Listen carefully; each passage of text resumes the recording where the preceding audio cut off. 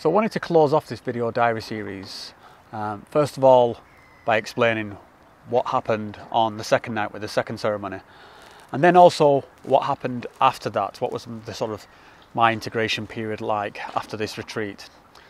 So before I get into any of that though, I do just want to say a big thank you to all the people who've messaged me in response to my previous video diaries. I've had some really good advice and some really just beautiful messages from people, and it meant a lot to me, so thanks a lot for that. Okay, so what happened on the second ceremony?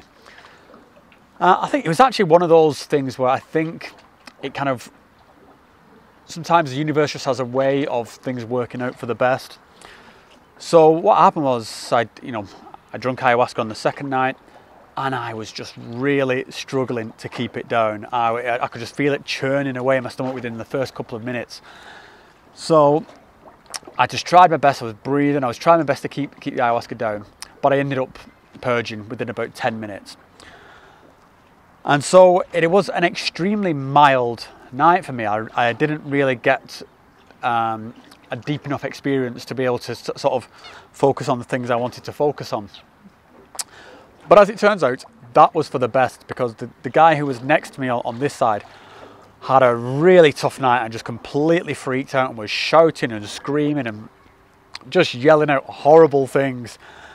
And yeah, if I'd have had the same kind of deep experience that I'd had the night before, that it would have just sent me under. I mean, this guy was yelling out about like raping people and murdering people and stuff. It was really gruesome stuff.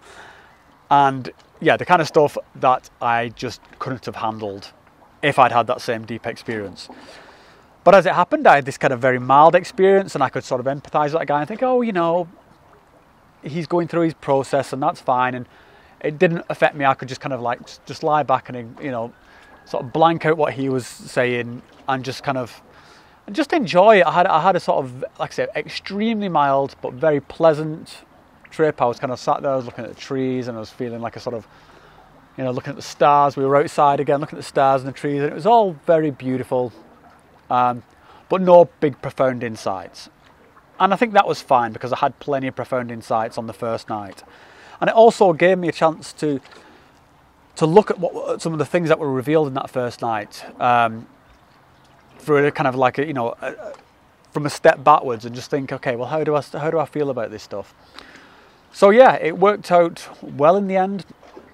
But the fact that I didn't have this second deep experience does mean that I left feeling a little bit like I had a bit of unfinished business with ayahuasca. There was clearly this experience I'd had on the first night, where this very shell-shocked, all this revelations around my mother.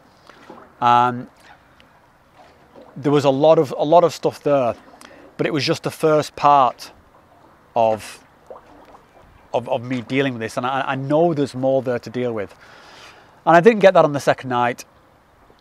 And so yeah, I feel like I'm gonna have to, this is gonna roll over into future retreats, and that's absolutely fine. Obviously it was a big thing. I didn't expect it all to get tidied up within 2 days. I would have liked to have had a bit more to work with, but sure, that's the way it worked out. I think ayahuasca was probably looking out for me though. Like I say, one of those, it worked out for the best, I'll put it that way. And by the way, that's in no way, I'm not dissing the guy who was freaking out. I've certainly had one of those freak out experiences, and it was one of those things where I really could think, I thought back to one of my first retreats in Peru where that was me, and they had to drag me out and put me in the shower and stuff because I was just going, and yeah, I felt for that guy, and I was just glad that I wasn't deep in my process trying to work out all this shit around my mother with him sort of yelling out about rape and murder and stuff. So yeah, thank you ayahuasca for that. That worked out in a weird way. It worked out perfectly. So now on to the sort of bit of like what happened afterwards. I'd had this heavy night, and for you guys who've seen the video, yeah, I look completely shell-shocked afterwards. I'm like, I sounded very morbid, and that's because it was that was hours afterwards. I actually view this as an incredibly positive experience. And yeah, so what happened after? So the integration period. So you know, the last like couple of months, because that ceremony was only in July, the end of June it was. So it's only been a couple of months since then, and yeah, it's been tough. It's been probably one of my toughest things. Oh wow, there's a swan coming past here. Just check this out.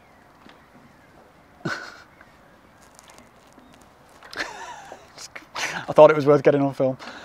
Yeah, so it was definitely probably the toughest integration period I've had. I was up and down all over the place. At first, I thought I was like fine. I thought I just, you know, had these revelations, and that was it. And I was kind of, you know, until next time.